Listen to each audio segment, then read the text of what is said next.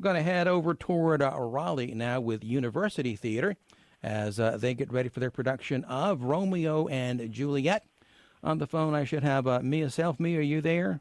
I am. How are you doing, Wayne? I'm doing very well. You have two actors there with you as well? We do. We have Lily Kindsvatter, who's playing Juliet, and Luke Moran, who's playing Romeo. I thank you all three for calling in this afternoon. So, Mia, I'm going to guess most people that are listening to this show are at least familiar with Romeo and Juliet. Talk about the decision for University Theater to do this show. I love this show. It's the basis of so many other storylines. We're always playing out this, we're not supposed to be together, but we cannot help but be together storyline. And, both to dramatic and comic effect. And when we were talking about it being time to do another Shakespeare play with our students, we tend to do one about every 4 years. The last one we did was A Midsummer Night's Dream, right as we were coming out of the pandemic. I was like, what if we looked at Romeo and Juliet, because, we do have incredible production folks here, and I thought I really would love to do a version with a big balcony and lots of fun with the fight work and all of that kind of stuff, and we have delivered. We have a gloriously beautiful set. We've been working with both Heather Strickland and Danica Jackson on the fight work for the show, and it's just really come together beautifully. It is familiar, but I think it's got widespread appeal because it is so familiar. So many people do know and love it. And it sounds like you're doing this in a traditional setting for Romeo and Juliet, right? Kind of a neutral-ish place. So it's in a big, it's kind of a big V. There are these giant walls and lots of stairs and this beautiful terracotta floor. But it's not any real place. So it's kind of a neutral playing ground, which is very traditionally Shakespeare if you go all the way back. Some of the costumes look a little bit Elizabethan, and then some of them look much more modern, but it's going to help the audience figure out who belongs with who. So it's a bit of a mishmash, but the text is definitely Shakespeare's, and we're not messing around with that.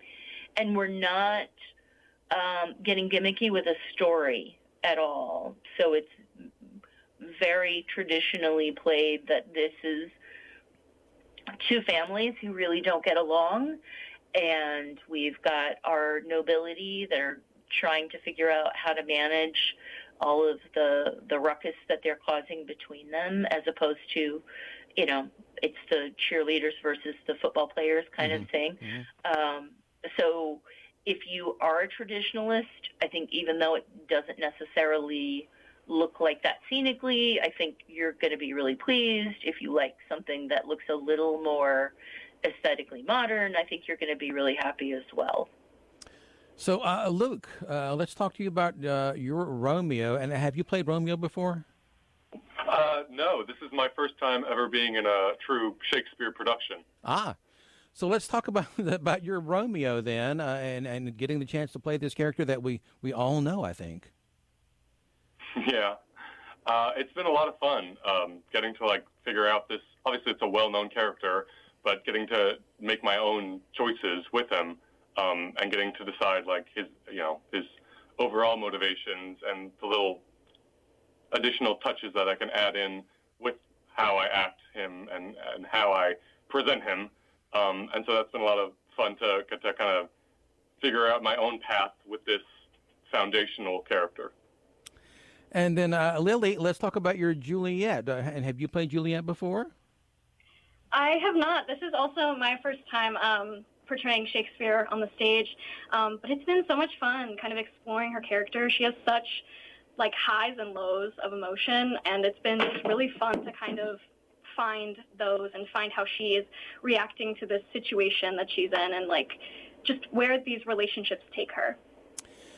So, Luke and Lily, both of you, I'm curious, where do you know this story from? Did you read it? Did you see a movie? Did you see a production? Where do you know the story of Romeo and Juliet from? I think my first exposure to the main story, it might have been a children's animated film, Romeo and Juliet. Okay. I think that might have been the first time I ever heard about it. And then I saw, obviously, with all the other versions of it, I think I was exposed to the Leonardo DiCaprio 1990 version. Okay, yeah. Sometime in my childhood. I read it in high school as a part of one of my English classes, so I think that was like my true first one. But I think the first adaptation that I saw of it was a movie called Warm Bodies. It was like an odd like zombie rendition of it, but it was a really fun watch. Mm-hmm. Yeah. Mia. We're really excited. We partnered with the libraries on the Smart Read, and Carl Young, who is a professor here with the education program, was talking about all of the different versions of, and was talking about, and I've forgotten her name.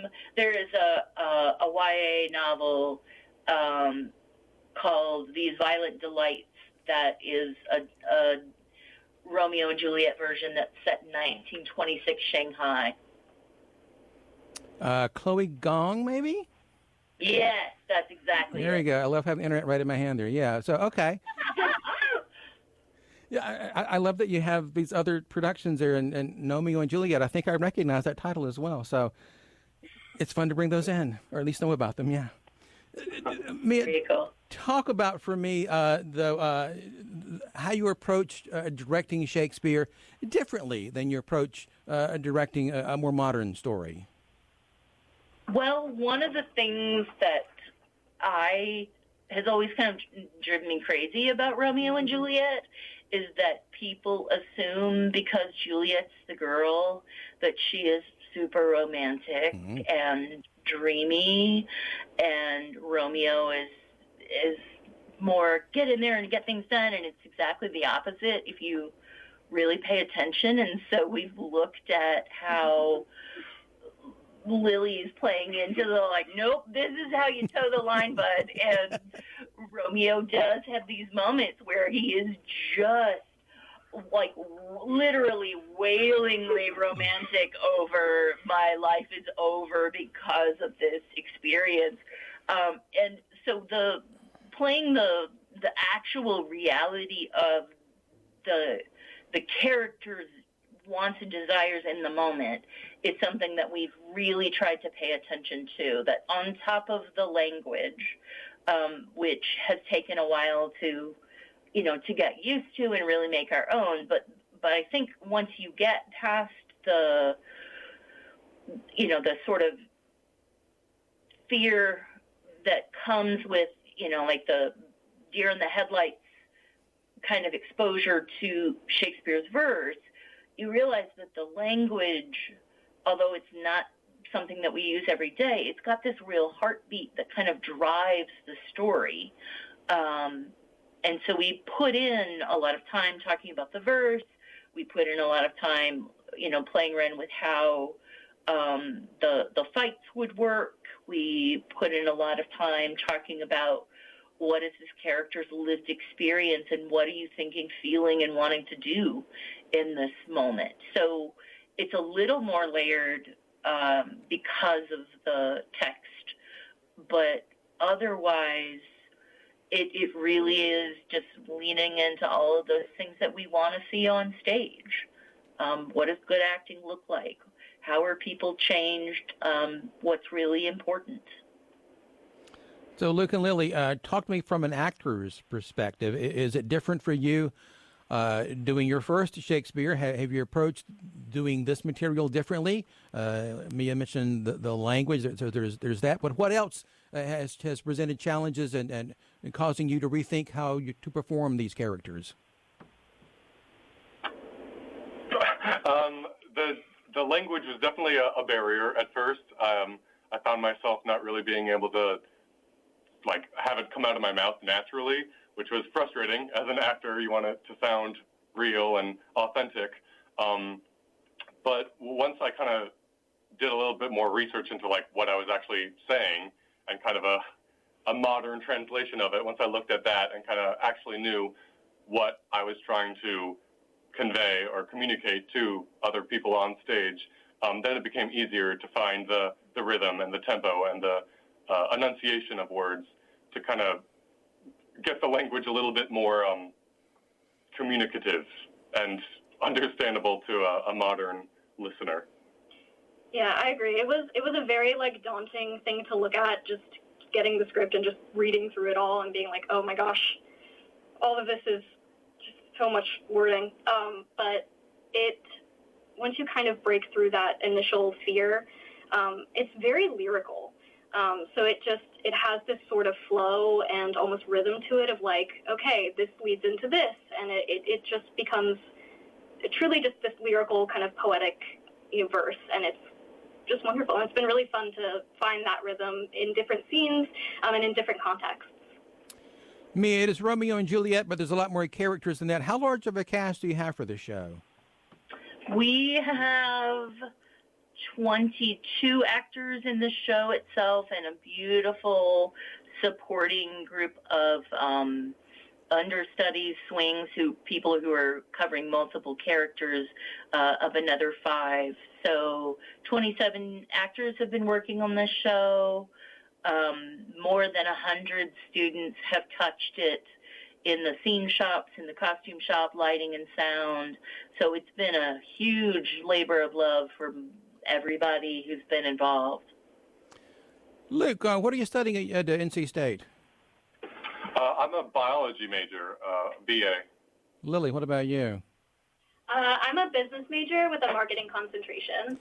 Neither of you studying theater. There is no theater major there. So, Luke and Lily, you guys have enough to do with your majors there. Why do you get involved with university theater? Well, obviously I love science, and that's why I majored in biology. I've also just always had this secondary interest in the arts, and getting to play different characters just kind of lets me experience and show emotions that I usually don't show in my real life. And it kind of just has allowed me to come out of my shell more easily, getting to play a different person that can take the blame and the embarrassment of emotions that I previously wouldn't want to show. But when I am Romeo, then I can wail and throw myself across the room and get to do these fun things that I never would have gotten to do if I was just my science-loving self. Yeah. I love the community here. It has been such a gift. I've been involved in university theater since my freshman year here, and it's just been such a great community to meet people at, to just find new friends. And also theater itself it's one of my greatest passions. I love looking at characters from different perspectives, just being able to find that emotion and see a situation through another person's eyes, almost of how are you reacting to this, but why are you reacting to this way? And how can I show that to an audience of people? Mia, if I've never seen a Shakespeare production before, why should I come see Romeo and Juliet on stage and not just read about it in my class like Lily said she did? Because Shakespeare was meant to be performed above all else. So the scripts weren't even written down until they had been performed for years and years and years. The text really lives when it's shared between actors. It's alive and relevant today, and there are so many moments that people are like, oh yeah, I've been there, with the love, whether no matter how we feel about it, it's there and it impacts our life. the expectations of, you know, even if it's just Aunt Nan who's sitting at the Thanksgiving table and is like, you know, do you have a girlfriend, boyfriend, whatever yet? That there is this expectation that romance and love and connection is part of our lives. And there's so many different ways of exploring connection in this show. There's some beautiful friendships. There are some difficult and problematic parent-child relationships.